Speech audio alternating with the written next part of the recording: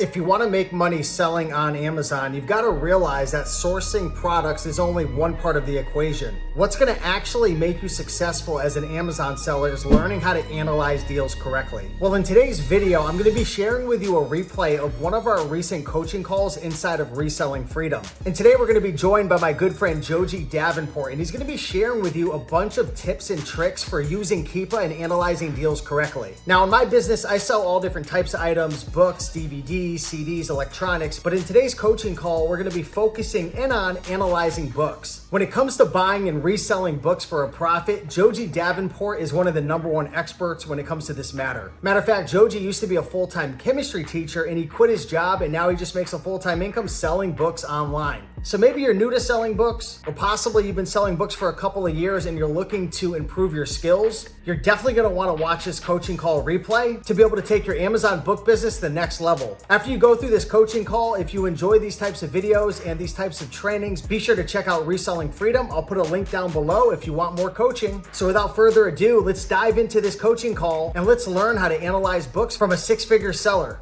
Joji, take it away. So today we're going to be analyzing Keepa graphs. We're going to make Keepa simple. Okay, so we're going to analyze books quickly.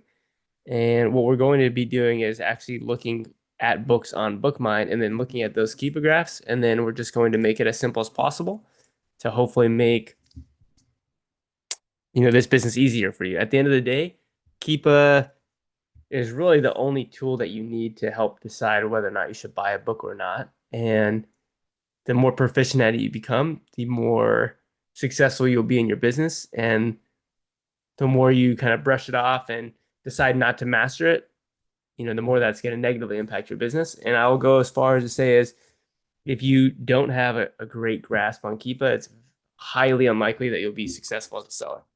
In other words, if you want to reverse engineer that and say, how would I be highly successful as a bookseller? It would be to learn Keepa first and foremost before anything else, even before you learn how to use Scoutly or BookMine or any other scanning software. I highly recommend that you learn how to read Keepa graphs. So I'm going to share my screen here and we're going to get into it. Robert says hello. Hello, Robert. Nice to see you. Let's get started. All right. So I'm over here on BookMine, which doesn't matter. I'm just using BookMine as a means to find books so that we can analyze them. Okay. So the first book that we're going to look at here is a book called Extreme Alpinism. One thing I like to do is kind of just have a general idea of what the book's about. I mean, you can tell from the title and also from the actual image on the cover that it looks like you're climbing mountains. So the Alpines, so pretty cool. Now what we're going to do is break this Keepa graph down and make it as simple as possible just by getting rid of everything here. And starting off with what's called sales rank. Okay, and I'm actually going to get my Epic pen so I can write on the screen, make this a little bit easier for everyone to see. All right, there it is. Cool. So when you have a Keepa subscription, you'll want to look at the Keepa graph for any book that you look at. And basically the way that works, like for example, this book here and any other book as well, you'll have a Keepa graph automatically load. This is what the extension does. Okay, and so it'll load below the listing page, which is great because this is what you're going to use to make it a decision about whether or not you'll buy the book. And that's whether or not you're finding it in your local community, like at a library seller or a thrift store or Facebook marketplace, pickup, or if you're doing online book arbitrage. It doesn't matter. You always have to analyze what kind of books you're going to buy. So this is where the Keepa graph will populate. Now I'm looking at it actually within the Keepa website, which is just going to kind of blow it up a little bit more, meaning the size of it's a little bit bigger, so it's easier for us to see. It's better for me to teach from, but you're going to want to make sure you have the Keepa Chrome extension downloaded and also have a Keepa subscription so that you can actually see this and see sales rank. So basically, just so people didn't know how to do that, you just go Keepa Chrome extension and it'll take you to the Chrome web store. And from there, you'll just add it to Chrome. And again, in order for you to see something called sales rank, this first green line here, you're going to need to pay for a monthly subscription, which is absolutely worth it. Okay. So this is a graph. It's called a Keepa graph. We're going to start with sales rank. Sales rank tells us the popularity of the book. The lower the sales rank number, the more popular that book is in the book category. So if we look at this book again on the Amazon listing page under product details, you'll see that there is a bestsellers rank. This is ranked 468,000 in books. Okay. So what does that number mean? Well, it means it's essentially the 468,000th most popular book on Amazon at this moment in time. And in order for you to know whether or not that's good or not, you have to compare it to something else. So, well, how many books are on Amazon? Last time I checked, it was like around 100 million. So basically, if you have a rank under 1 million, which this is, you have a top 1% book, meaning it sells better than 99% of other books. So in other words, if you were to take all of the books listed on Amazon right now, right, and you were to, let's say, lay out 100 books in front of you, this would be the best book out of that 100 because it's a top 1% book. So that's good. Okay. Now you'll see there's also something called a sub rank, number 366 in mountain climbing. That means that that this is the 366th most popular book in the mountain climbing category. Okay. Now, sales rank is kind of tricky because it's a dynamic number, which means it changes all the time. And the easiest way for you to see that is like, so down here on the Keepa graph, I'm just going to look at the last, let's say 3 months. If I use my cursor and hover over the line and just move left to right, you'll see that the sales rank number is never the same. It always changes over time. So again, right now, even though it's 467,000, you can go back to April 23rd and it was 1 million. And then back here is 1.1 million. And then right there, it was 212,000. And then right here, it was 58,000, 48,000. Okay, so it changes. And that's why just sticking to a hard rule of thumb of, oh, only stay under 1 million rank is really not not good advice, because this book sometimes has 1 million sales rank and sometimes it has a sales rank of 58,000. And your perception of how good the book is can be vastly different on those two numbers, but it's still the same book. Like if you were to scan this book on this day when it was 58,000, you go, wow, this is a great book. But then if you were to scan it on this day when it was 1.1 million, you'd say, oh, it's not a very good book. But it's actually the same book though. That's my point. So the whole reason why we look at sales rank is less for the number and more for when we see large improvements in the sales rank.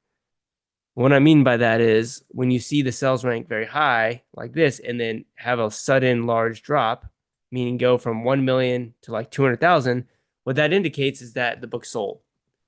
And what we can do is count all of these drops as sales. So this is one sale there.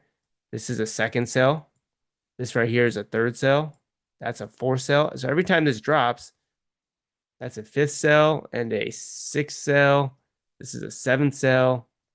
That's an 8 sell, 9, 10, 11. So anytime this goes down and it improves, 12, 13, 14.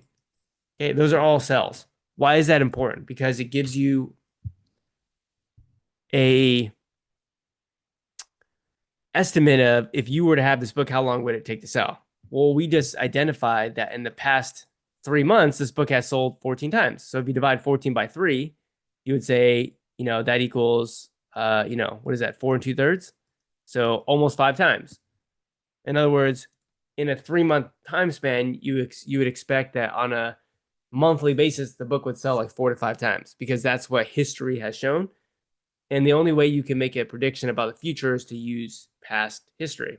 And that doesn't mean that past history predicts the future. It just means that's your best guess as to what could happen in the future is what has happened in the past. Okay. Now, if we kind of zoom out and go past 3 months and go to a year, obviously you can see there's many more sales rank drops because we're looking at a longer period of time. We're not looking at 3 months. We're looking at a 1-year period. So there should be way more sales, which there are. And so the point is, fundamentally, if you want to be a bookseller, you have to understand if a book that you pick up is a book that will sell or not. Is this a book that will sell? Very obviously, to me, I could tell that in less than 0.1 second, because when I just look at the Keepa graph, I see a bunch of drops and sells. Oh, okay, yeah, this book sells. So that's how fast it should be for you when you're looking at a book. So even if, again, you're not doing online book arbitrage, but you're at a library sale at a thrift store and you look at this book on Keepa, and then you look at the you look at the chart history and you see the sales rank there, see all these drops, you're like, okay, well, obviously this is a book that sells. That's great. The next layer of that is, well, how often does it sell? Okay, it looks like maybe it sells 4 or 5 times a month. Great. And so if we were to send this book to Amazon and be competitively priced, then we should probably sell it fairly quickly within a few months would be my best guess. Okay.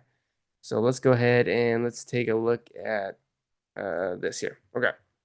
So the next thing that we're going to layer is probably the Amazon yellow button here. Now you'll notice that when I click on this Amazon yellow button, nothing happened. And what this yellow button will tell us is whether or not Amazon has been in stock in the past 1 year period. Now we don't see any yellow box that's shaded in, which means Amazon hasn't been on the listing in the last year. But down here,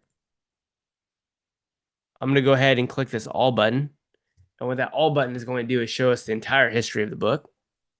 And what you will see is, okay, well, back from let's say 2011 to 2021, now let's get rid of sales rank, you do see this yellow shaded box.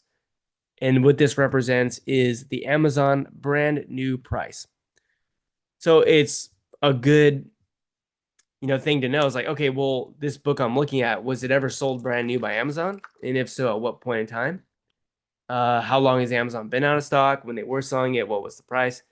And it's as simple as just, again, using your cursor, moving left to right, and you will obviously be able to tell what the price of this book was on Amazon. So again, prices are dynamic, right?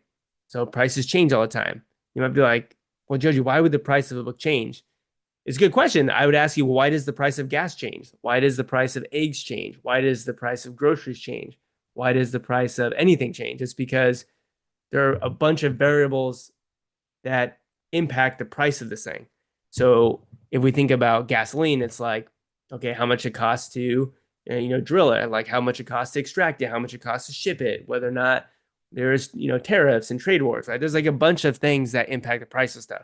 So what impacts the price of books? Well, it could be, the price of the printing material. It could be, the deal that Amazon got with the wholesale deal that Amazon got with the publisher. It could be Amazon bought way more books, way more copies than they thought, or they bought way more copies and they thought it was going to perform well and it performed not so well. And so then they had to kind of liquidate. And so they had to heavily reduce prices. Or maybe Amazon's algorithm notices that this book is becoming more popular. We could actually make more profit. They can make more profit by raising the prices. So the point is, you don't need to know why the price changed. You just need to understand that prices change. That's all you need to understand. And so what you can clearly see is that, well, at some point in time, the new price has been as high as $30, and at other times it's been as low as $17. And you can take a general average from that. But what we can tell from the book in this year is that there is no yellow shaded box, which tells us that in the last 365 days, Amazon has not been on this listing. And if you don't believe me, just go to the listing and try to find an Amazon offer, and you won't be able to find an Amazon offer because Amazon isn't selling this book, right? The whole point of what Keepa is doing is it's scraping the web page for this book and for every other book every single day for however, from the beginning of this book's life on Amazon. And that's why it's so helpful, is because within a couple of seconds, we can take a book that we know nothing about and we can construct a whole story about it, which helps us become confident or not in whether or not buying it is a good idea. Okay, so Amazon hasn't been in stock. Okay, now we're going to click on the blue button, which is new. Now, new is the price that that third-party sellers, so not Amazon, so any third-party seller like you or me, anybody who's selling the book in new condition, this is what the lowest price available on Amazon is. Again, we're looking at a year times over the past year. Now you'll again notice that this fluctuates. It goes up and down, it goes up and down, and it's dynamic. And you might be going, Joji, why would the new prices be dynamic? Why would it change all the time? Well, remember that sellers have repricers, and those repricers compete against each other. And so prices are always changing. They're always dynamic. And again, you don't need to understand why. You just need to understand that it happens and that it's a normal thing. And, it just is what it is. Okay. Now, you'll also see, interestingly, there are periods of time where there's big gaps. Like you'll see right here, it stops and then it comes back right here. So what happened between here and here? Well, what happened is Keepa didn't find anybody on the listing with a new copy available. In other words, it was OOS, which means out of stock. Now, that doesn't mean that it was out of stock from you sellers. It just means that there was nobody who was selling a new copy is out of stock. So momentarily here is out of stock, momentarily there, and momentarily there is out of stock. Otherwise, this book has generally been in stock. Okay. So we have the new price. Currently, the new price of this book is right at $73.16. If you don't believe me, you can come to the Amazon listing. You can click on the filter and you can click new. And there you go, $73.16. That's the base price. Okay, so that's the new price. Now, again, you've seen it's been as high as $84. You'll see it's been as low as $33. You'll see it's been out of stock. I mean, it's a wide variety, but again, you're just trying to make predictions about how the book would perform in the future if you were to buy it. So, for example, what I can confidently say is that it's probably very unlikely that in the future, somebody will be selling this book new for less than $30. Now, why would I say that? Because in the last year, nobody sold it for less than $30. So that's a prediction that I would make. Now, does that mean it's true? No, it just means that based upon historically what I'm seeing, I'm going to make a prediction about what happens in the future. It's just like when you think about people in your life, everybody has somebody in their life who's a little bit grumpy. And it's like, well, why do you predict that person's going to be grumpy? Well, because in the past, they've acted in grumpy ways. So you're going to use the past history of them being grumpy to make a future prediction that they're probably going to be grumpy in certain situations. Sorry, let's drop something. Now, does that mean they're going to be grumpy in future situations? No, it doesn't, because they could change. Just like tomorrow, somebody could come on this listing and price it brand new for $9.99. But is that likely?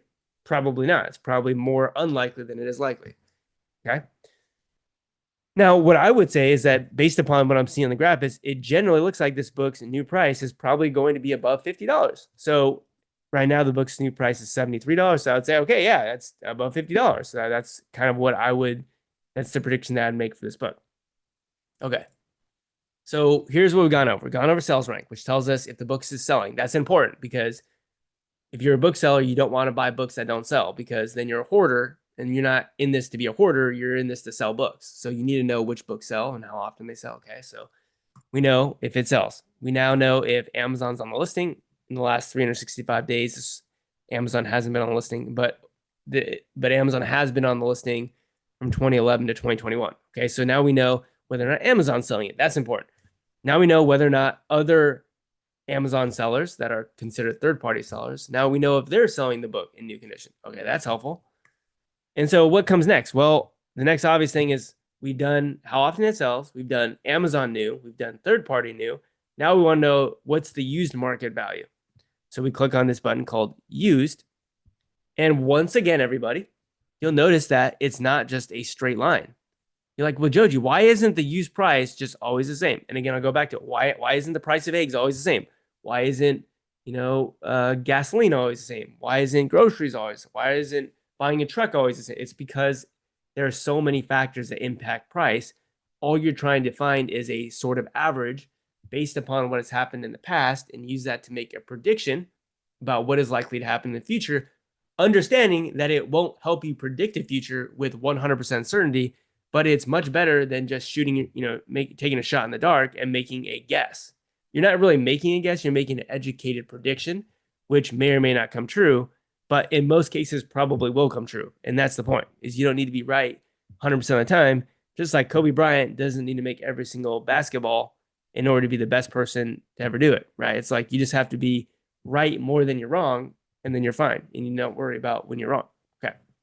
So same thing, we use our cursor and we go left to right over the Keepa graph, and you'll see that the prices are different. They change over time. You'll see it's been as high as $30.99, and you'll see it's been as low as $7. But again, you're not looking at what's the high, what's the low. You're looking at what is the average. Like if you wanted this book, and let's say you were to come to this listing, like on a weekly basis like this, what would be the sort of average use price? Well, it's probably going to be the midpoint or somewhere in between the high point and the low point. So that, again, this is the high point. This is the low point. Where is the price normally at? It's kind of in this range. So you can say, what's that price? It's roughly in the $15 to $20 range. Okay, that's kind of what the lowest price available for this book is. So I would say, okay, does this book hold value? Well, if you wanted to buy this book and you went and you had to go to Amazon to do it, I would say that it holds value if you have to spend $15 or $20, because $15 or $20 is not free. It's some amount of money that you have to give someone in order to buy it. So yeah, it holds value, which is good. Now there are other books that might be $1 or $2 or $3. And in those cases, yeah, it holds a little bit of value, but not very much value, right? And what I'll say is it's not like it's a binary thing. It's not like something has value or it doesn't have value. So it's not no or yes. It's more of like how much value. So it'd be like how much value. And so what we would say is it's like a slider, which you would say over here is very high value. And you would say these are books that use prices like, I would say $50 or more. And then you have very low value books, which are like, $1 to $5. Okay. And so I don't think of books as like, does it have value or not? I think of how much value does it have? So what I want to do when I'm a bookseller is I want to stay in the high value books. I don't want to stick in the mid value or low value books, because you have a bunch of fees that you have to think about. You have to think about the Amazon fees, shipping fees. You have to think about return fees. You have to think about the purchase price. You have to think about any softwares that you're using. So my goal is to stay in the high value books. And so what I'd say is that this is not a high value book because it's $10 to $20, but that doesn't mean it has no value. It just means that it has less value or moderate amount of value. Okay.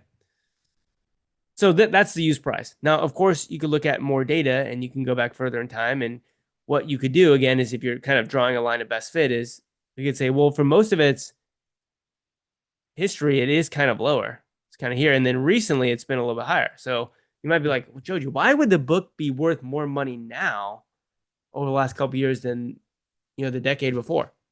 Well, probably because, again, once we start layering these things on, Amazon used to be in stock.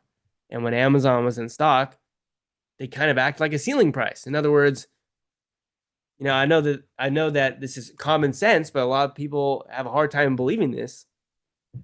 When Amazon sells something brand new, generally people prefer that brand new, especially if it's priced very competitively. So remember we said Amazon was priced like $15 to $20. So Amazon's priced $15 to $20.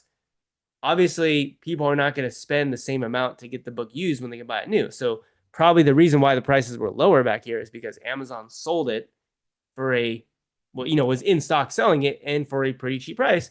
And then when Amazon goes out of stock and there's no longer that new option and that ceiling price is no longer there to cap how high prices are, well, guess what? Prices kind of go a little bit higher. And, the same thing would be true for gasoline. Like gasoline is highly subsidized by the government. Well, if the government decides to stop subsidizing gas, well, prices are going to go back up or going to go way higher because the fact that the government isn't there to act as a ceiling on how high the price can go. Okay. So that's what I have to say for that book. Okay. So now we've done used. Now what we're going to do is we're going to look at the used buy box. This is buy box used. Okay. Now this is the one that kind of looks crazy. Now the buy box used is not a line. It's actually just a bunch of, I think they're actually diamonds. Yeah, they're diamonds. Like if we zoom in on it, you can see it's a diamond. Okay. It's a bunch of singular diamond points which capture the buy box price at that point in time. What the heck's the buy box? Well, on the Amazon listing, this right here, this is called the buy box. Why is it called the buy box? Because usually there's a buy it now button here. And so it's a box with the buy in it. So they call it the buy box. Okay. This is the buy box and this is where most sales come through. Why? Because it's the least amount of friction. People do easy things, right? The easier you can make it, the better. So if there's already an added cart or buy now button, that's the easiest thing to do. Otherwise, if I'm a customer, I might have to come down here and look at the different offers. I might have to look at the different conditions. I might have to read the condition. Like that's going to take me more time than just clicking buy it now. And most people trust Amazon, which I think is kind of crazy, but I don't think they should, but most people trust Amazon that whatever price is here is the best deal for them, which in many cases is not the best deal for them. But, you know, I guess at the end of the day, it doesn't really matter. But what I'm saying is most people just click buy it now in the buy box. So what this Keepa graph is doing with these pink diamonds is capturing this value, the price of this buy box over time. And so once again, what you'll notice, everybody, is that I don't think I have purple, I have pink. So what pink? What you'll notice is that it changes all the time. It's never like very consistently the same. And so you're like, Joji, why does the buy box price change? Well, because just like everything else, the price of gas and the price of eggs and the price of this and that, nothing's ever stays the same. Everything's always dynamic. Everything's changing. And so what this means is that you could come to this listing on, let's say, this day in February, and it's happens to be $65. So if you were here on February 22nd, it was $65. You wanted to buy it, that was the buy box. Okay. Now, if you came here today, the buy box with shipping is $13.30, and that's $13.30. So there you go. Now, why is that useful to know what the buy box price has been? Because it's another layer to the used price. Because remember, the black line represents the cheapest offer, the cheapest used offer available. And often what you'll notice is the buy box price is always higher. It's either equal to or higher than the lowest used price. Because obviously the person in the buy box is a used offer. And so the buy box price has to be at least equal to the lowest price or higher than the lowest price. And so what you can see is that generally it's higher than the lowest used price. And again, understanding that most sales come through the buy box would tell us that where most of these sales are probably occurring is kind of in this range, above the lowest used price and between that and the buy box price. Okay. Now you can definitely get into a lot of trouble if you think that all sales come through the buy box and that whatever the buy box price is what the book sells for. No, absolutely not.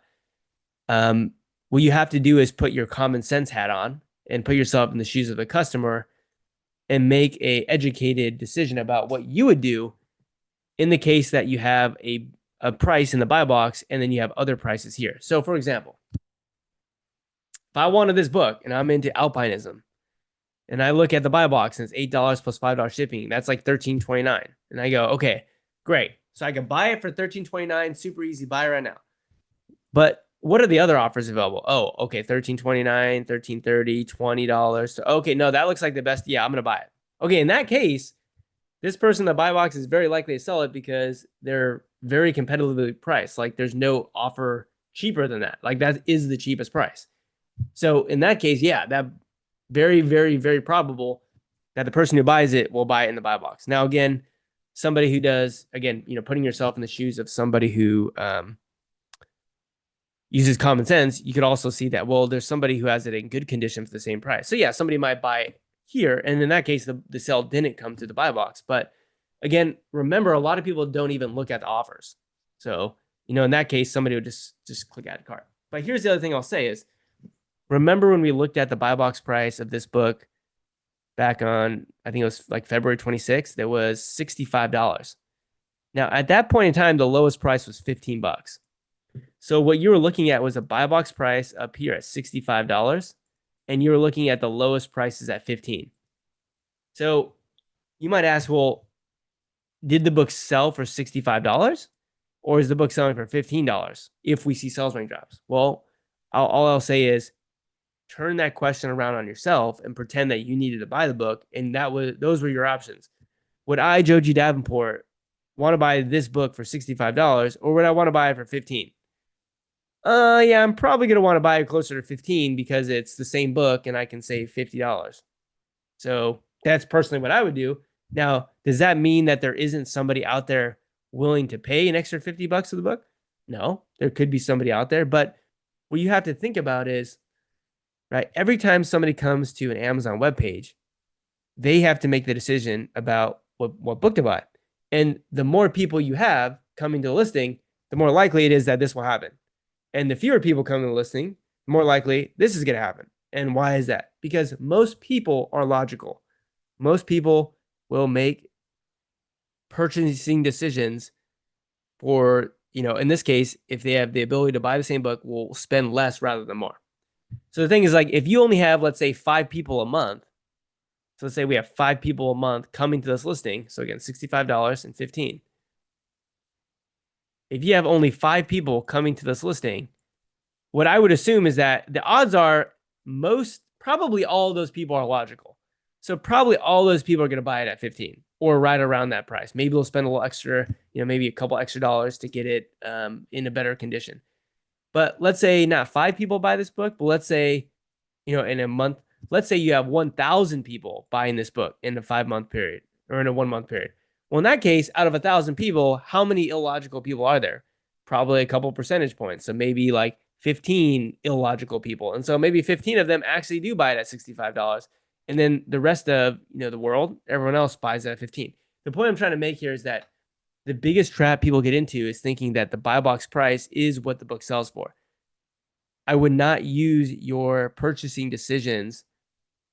I would not base your purchasing decisions off of what the buy box price is. I would base your purchasing decision off of what the market value of the book is, which is determined by what you can, at the cheapest price, buy the book for right now, which is $13.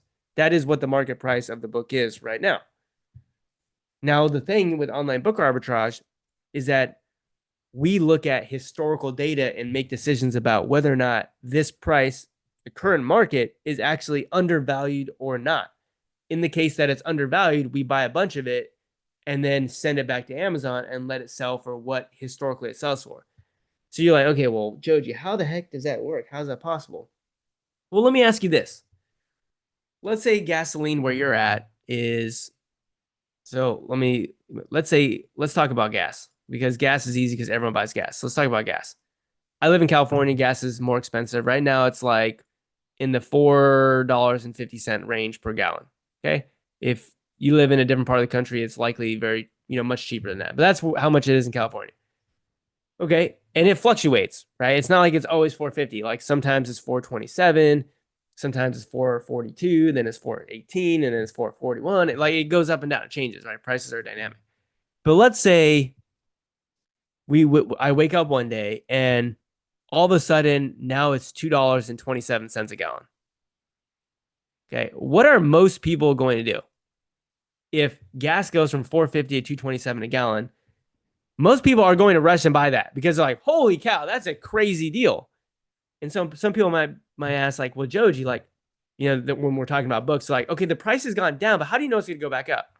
I go, well, you use what has happened historically of what people have been willing to pay for that as a predictor of what will likely happen in the future. So what I would say is, if gas drops from 450 to 227 and a bunch of people go rush to buy it, what's most likely to happen based upon what we know in the past is that probably in a very short period of time, gas is going to go back up to $4.50 a gallon. In other words, everyone who's buying it at this price is getting a great deal. And that's all we do with online book arbitrage is we go like, okay, well, the price of this book is, let's say, $13. And I know this book only sells for like 20-ish, but let's say it sold for $40. Then I'd go, okay, well, if I could buy it for 13 and normally it sells for 40, I'm going to buy it for 13, send it back to Amazon, and very likely it's going to be priced at $40, and I'm going to go and sell at that price. Now, coming back to people who don't do online book arbitrage, which is most people don't do that. Most people buy books at thrift stores. I would not make your purchasing decision off of the used buy box. I would make it off of the lowest used price. Again, the average, right? Because it changes all the time. The average of the lowest used price, because that is what the actual market value of the book is. Okay. The buy box is an inflated price, usually intended to highlight faster shipping. And again, I'm not saying people don't buy books in the buy box. Obviously they do. All I'm saying is that the biggest trap that people will get into is they'll find a book that's lowest price the whole year is like $1 or $2. And then at that moment they scan it, the buy box is like $20. And so they're like, okay, great. I'm going to buy this book for $1 at a thrift store and sell it for 20 because the buy box is 20. But what they didn't realize is that the whole previous year, the book was only $1 on Amazon and the buy box was usually much lower than that. So I'm trying to prevent you from failing, is what I'm saying. If you base your purchasing decisions off of what the lowest price of the book is historically, it's incredibly difficult to lose because, again, when prices, if they do go down, are very likely to eventually rebound. Just like if gas goes on sale and it's $2 off, it's very likely it's going to rebound because, all the demand is going to be, put into buying that, and then the price goes back up. Okay. How are we doing so far? I don't know if I'm just talking to myself. If you can let me know in the chat if this is good and give me a thumbs up, or you can say still following along, or this is good. Just let me know. All right. So what have we done here? We've looked at sales rank. We've looked at the Amazon price. We've looked at the new third-party sellers. We've looked at the buy box price. We've looked at the used price. That's really all you need to make this doable. Just those buttons. Now, what you're going to do over time is layer these. So like an onion has layers? Well, what we did is just piece it out layer by layer. And so I literally took an onion, which is the Keepa graph, and I literally took every slice off and said, okay, this is this slice. This is this slice. This is this slice. Now we're going to put all the slices back together, back into the onion. And every time you analyze a Keepa graph, you should be looking at those 5 things. And I would say, to keep it as simple as possible, only those 5 things. Look at the sales rank, look at the Amazon price, look at the new third-party price, look at the used price, and look at the buy box price. Now, all of that's layered onto a graph. And if you could understand each of these things individually, like if you can understand sales rank, and you can understand Amazon, and you can understand new third-party, and you can understand used, and you can understand used buy box, if you can understand those individually, there's no reason why you can't understand them when they're all together. And that's probably where it becomes difficult for people, is that now there's just seems like a lot more information.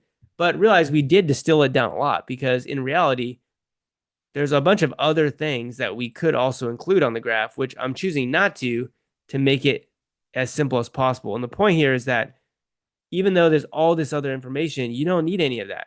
This is complicating your life. You only really need 1, 2, 3, 4, 5 metrics to make sound purchasing decisions. And so those are the things that I look at. Okay.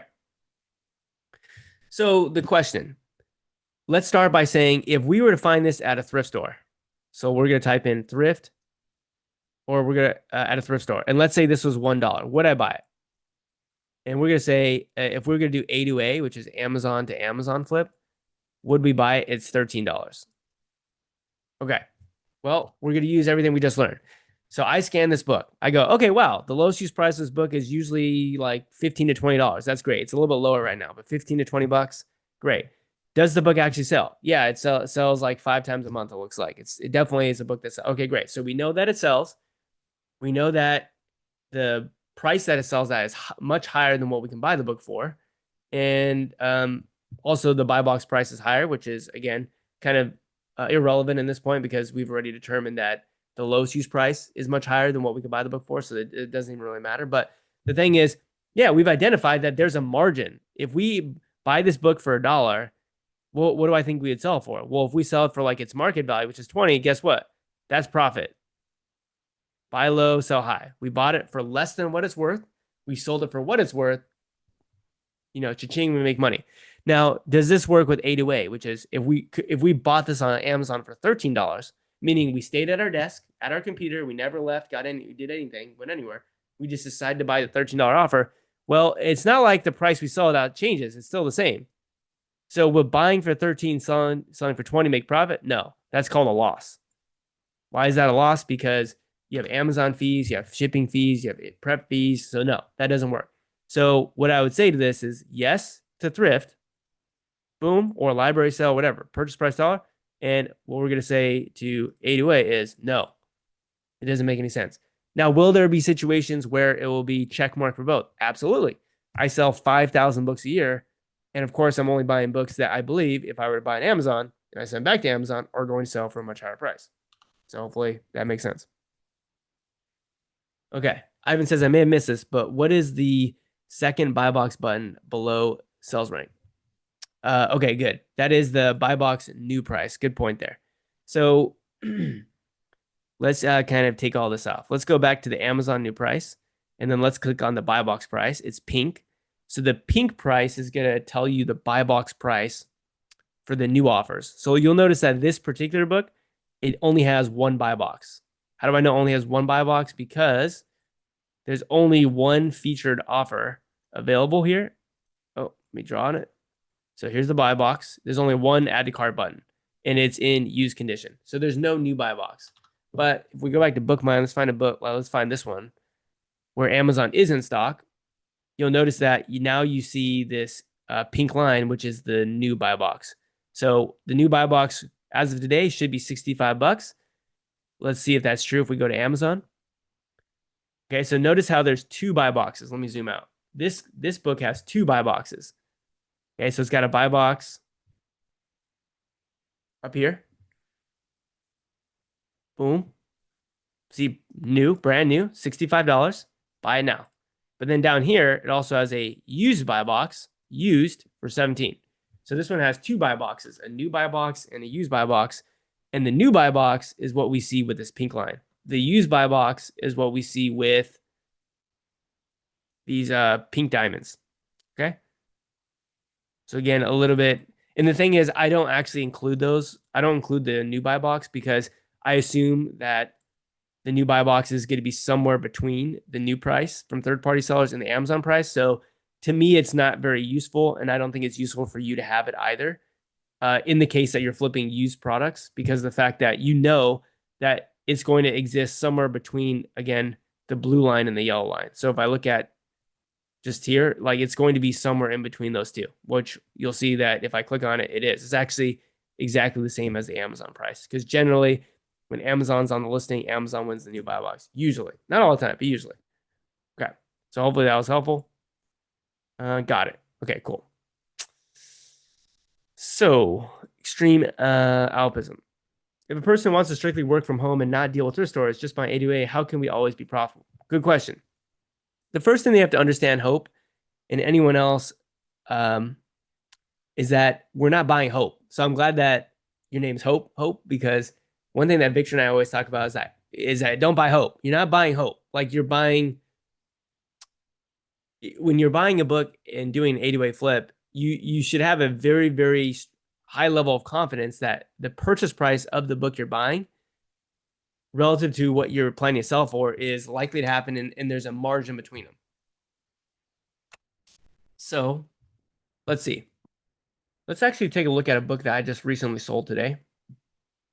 This Wicked book.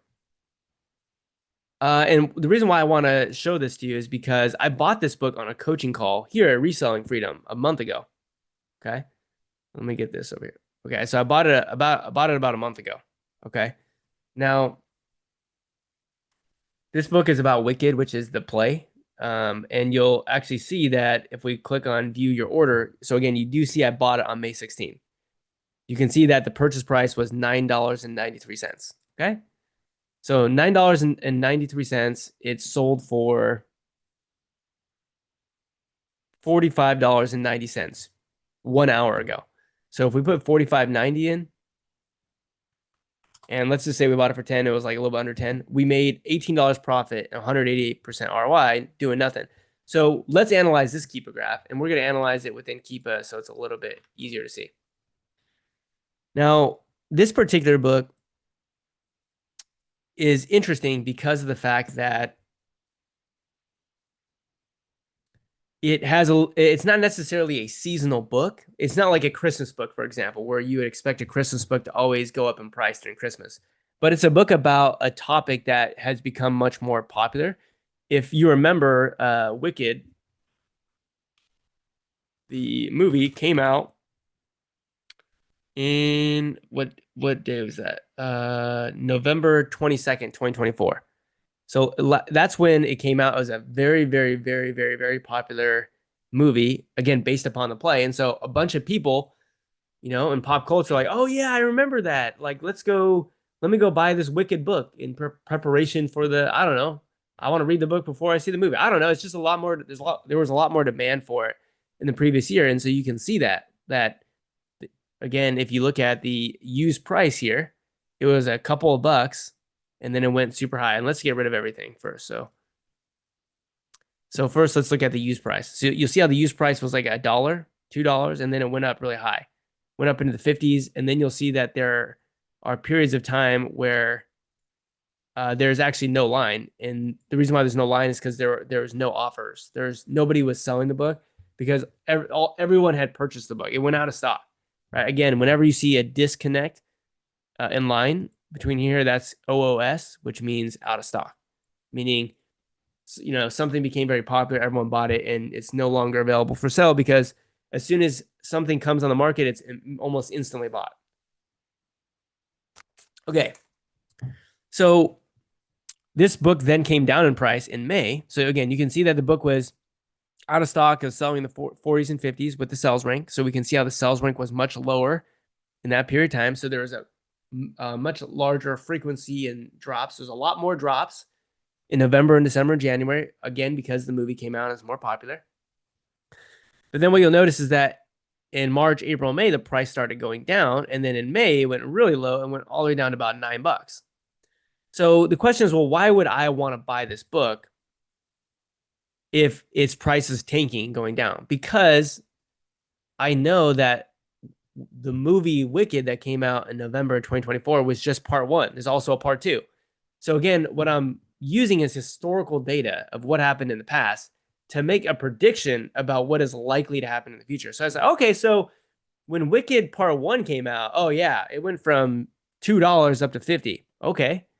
So what's going to happen when Wicked part two comes out? Probably going to happen again. Now, does that mean it will? No, but probably it's going to happen again. And so when does Wicked the movie release date part two?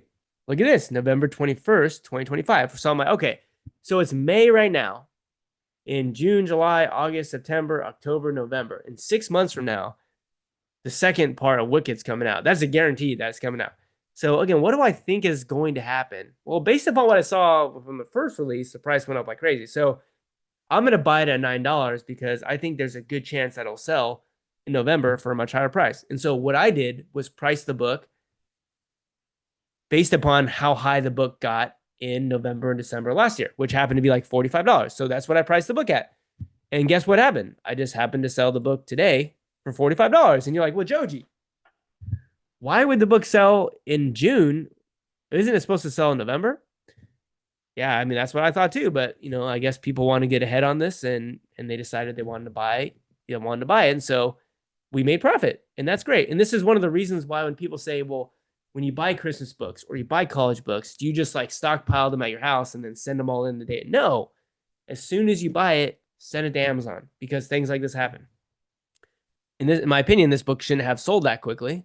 It should have not sold for another 3 or 4 months. But the thing is I have more of these units in stock, I believe. And so let's take a look. So I can look at my inventory, and it's like I could always change the price.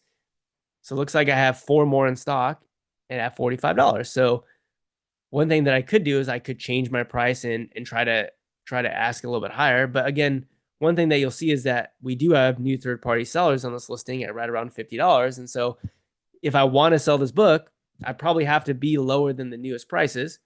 And let's look at the newest prices. You can see the newest prices are $45 and $55, and there's a prime offer at $60. So I probably should be lower than these books if I want to sell it. And so the question is, well, Joji, what would you do? Should I just keep my price really high and wait and try to get even a higher price, or should I just sell them now? Well, I do think that this book is going to have a ton of demand and sell for a lot of money. And honestly, this purchase price right now at $22 is still a very good purchase price. Why? Because I could have bought this book at $22.99, sold for $45, I'm still making profit, even though it's a much higher price.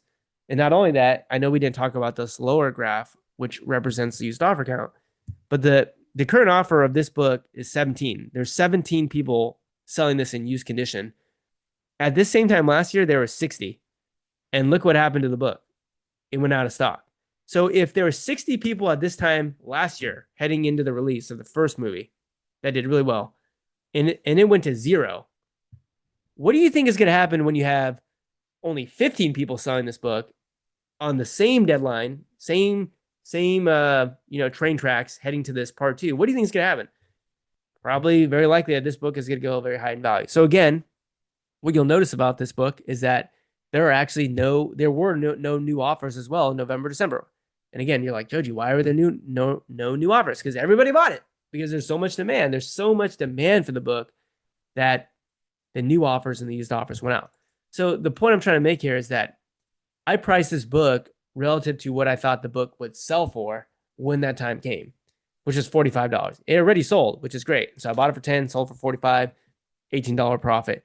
Going back to Hope's question of, you want to do this from home, you have to get to the point where when you look at a Keepa graph, you can very quickly see if there is a strong likelihood or not that if you were to buy this, the price is going to eventually go to a price where you can sell it for a profit. And so that exists with this particular book. And I will tell you that it doesn't exist with the overwhelming majority of books. Just like when you go to a thrift store and you scan books, the overwhelming majority of books you scan are worthless.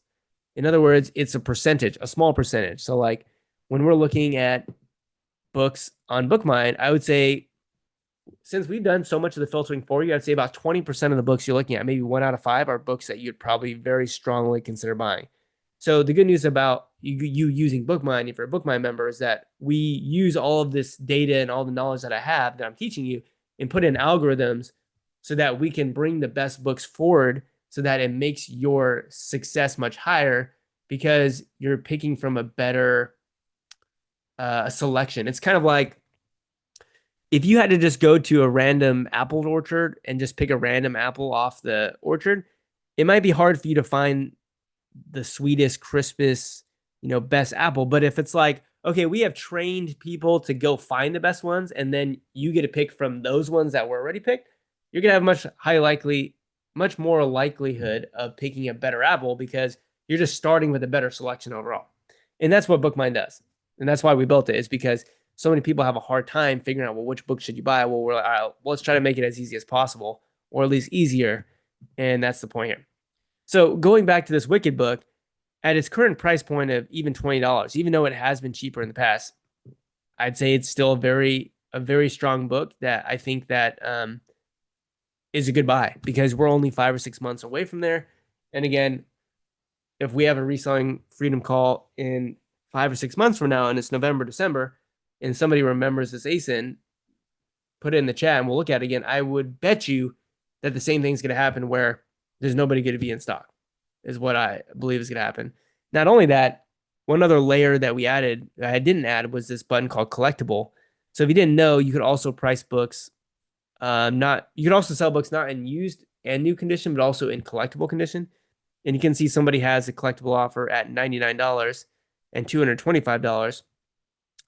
And usually the reason why something would be collectible is because it's like a first printing or it's a first edition. There's something, it's signed. And so, yeah, you can see there's a bunch of offers. Like somebody wants $1,200, $1,300 for this rare vintage hard cup. One thing that I'll say, remember, is that you can like a lot of people ask, well, Joji, why is that $1,300? Remember that you decide what you price your book at. Just like anybody who sells on Amazon decides what price they sell the book at for. If I wanted to, I could also have my own collectible copy. Like, for example, I could take a book. Let's say we take this book. I could go list this book in collectible condition. I could go list it for $47,652,415. I could go list it for that. And as long as Amazon doesn't give me a high pricing error, you would see, oh, there's Joji's offer for $47 million. What you have to understand is that the way that you determine the value of a book is not off of what someone is offering that for sale at. It is, what is the thing actually selling for? What do people regularly on a daily basis trade their money for? For example, there could be a gas station that asks $100 per gallon of gas. And everyone would go, wow, so is gas really $100 a gallon? No, that's just what the guy's asking. He wants $100 a gallon. So how do you know what gas is actually worth? Well, you go to the other gas stations and you observe people like, okay, so they're pulling up to the gas station. Okay, so they're putting their credit card in. Okay, so they're buying it for $4.50. Okay, so I guess that's what it's worth. It's worth $4.50 a gallon. You use historical evidence to tell you what that thing sells for. So here, again, we're using historical evidence to make a prediction about what is likely to happen in the future. So what's likely to happen for this book, in my opinion, is that it's probably going to go out of stock in mid-November to December. And you're probably going to be able to sell it easily in the 40s, probably in the 50s, maybe even upwards of 60 or 70, which is why I said even at $22.99, it's a good purchase price. And somebody who knows what they're doing might even just buy 5 or 6 copies, spend $100, and very likely you're going to make $100 profit on this book. So good book there. All right, let's take a look at this book. All right. So I don't even know how to pronounce this book. Does it matter that I don't know how to pronounce it? No, it doesn't matter that I don't know how to pronounce the book. What matters is, can I read the Keepa graph and make a purchasing decision that will give me a high likelihood of succeeding with this book? So let's go ahead and this would be the last book that we'll look at because we're almost at the end of time here. Let's start with the sales rank. Does the book sell? Yeah, look. I'll go and count the drops with you. Boom, that's 1. Boom, that's 2. Boom, 3. Boom, 4. 5, 6, 7, 8, 9, 10, 11, 12. 12. Okay, so sales equals 12. Okay, there's 12 months in the year. If you do 12 divided by 12, you can say 1 per month on average. Okay, now do you actually need to write that out on your screen or write that on a piece of paper? If it helps you do it, do I do that? No, I can do that in half a second in my brain. I can go, okay, it sells probably once a month on average. Of course, you'd say, but Joe, no, it does. It didn't sell here. It didn't sell there. It didn't sell there. It didn't sell. You're right. And that's the issue and the problem with averages, is that averages ignore what happens on a time continuum. So yeah, I didn't sell it all in 4 months, and it sold a bunch of times in April. Okay, and you could probably make a prediction as why it didn't sell here. So why were there no sales here and a bunch of sales here? If you were to take a guess, you would say, well, my guess is probably, if we looked at the used prices were probably lower here and probably higher there. Why? Because again, use logic. People are less willing to buy more expensive things, especially if it's the same thing. So if the same thing is offered at a much cheaper price, more people buy it. Like if gasoline is all of a sudden $1 a gallon, now there's going to be lines around the block because it's so cheap. But if all of a sudden gasoline's $10 a gallon, now it's going to be like crickets. Like you could show up to any gas station you want, you're probably the only person there. So people make purchasing decisions based upon price. And if you don't believe me, ask yourself, has there ever been a time when you haven't bought something because it was too expensive? And then has there ever been a time where you bought more of it because it was way cheaper? Probably, right? Okay, so now let's click on the used price. Okay, so actually, interestingly, the used price was a little bit lower. Here, it actually wasn't super high. And so it's just what the data says. Now, let's look to see if there's a new third-party seller. So notice that there's no blue line, meaning that nobody has been selling this brand new in the last year. You'll notice that the Amazon button is gone. What that means is this book has never had Amazon on the listing ever. Okay. And then let's look at the used buy box. You'll notice that there are much fewer buy box points. So why are there much fewer points? Is it because there hasn't been someone in the buy box? No, it's because Keepa, for books that sell less frequently, is only going to scrape this listing. It's only going to come to this listing every once in a while. It's not going to look at it on an hourly basis or every day. It might look at it every couple of days or every week, which is why you'll see a big space between the diamonds, because of the fact that Keepa really only checks this stuff out when an actual user of Keepa goes to look at the listing. Because I'm a Keepa user and I've gone to this listing, they use my data of having visited this page to do a quick little data scrape of it and then use that on his Keepa graph. Okay. So no new third-party prices. Let's look at the used prices. So again, what was the book selling for? So it looks like it sold for $30. Looks like it sold for $48. Looks like it sold for 78 and 78, and then a bunch of sales in the 30 to 40 range, and now it's sitting at $20. So what I'd say is, based upon the last year, it looks like this book can sell between 50 and $60, sometimes up to 80. So yeah, there's a decent shot that if you buy this for $20, if that's the all-in price, which it's not, it's actually 26, that yeah, you have a decent shot of selling for 50 or 60. Now, notice that when I look at the Keepa graph over the last 3,900 days, it actually doesn't look good at all. And the reason why I would not buy this book is its past history from 2015 to 2024. The lowest price is like a couple of dollars, maybe up to $10, and then the sales rank is really, really high. So I'm not sure why all of a sudden now people are buying this book. Maybe this listing was just hard to find on Amazon for some reason, but it is selling much more often. And I'm not saying you couldn't buy it and sell it for 50 or 60. I'm just saying, based upon the past history of it, I would actually pass on it from that point of view. But if let's say again you got this for $1 at a thrift store, or for significantly less than 26, I would absolutely buy it, because the historical data in the last year says that it would sell for way more than $1, and so you'd make money. Okay, so hopefully this was helpful. This is how to make Keepa easy. And really, at the end of the day, is easy, but like anything, it is just repetition. So what that means is the only way you'll get better is by doing it. Meaning, the only way you're going to become a better shooter in basketball is if you shoot a bunch of balls.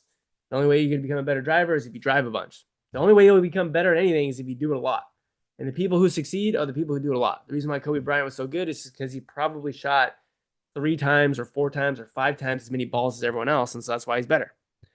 The reason why I do Amazon to Amazon book flips, and I'm probably one of the better Amazon to Amazon book flippers, is because I probably do 10 times the amount of work, and so therefore I'm 10 times better. So hopefully this was helpful. Hope says it was very helpful, which I'm glad. That's all I have for you guys today, and have a good day. See you guys next time. Peace.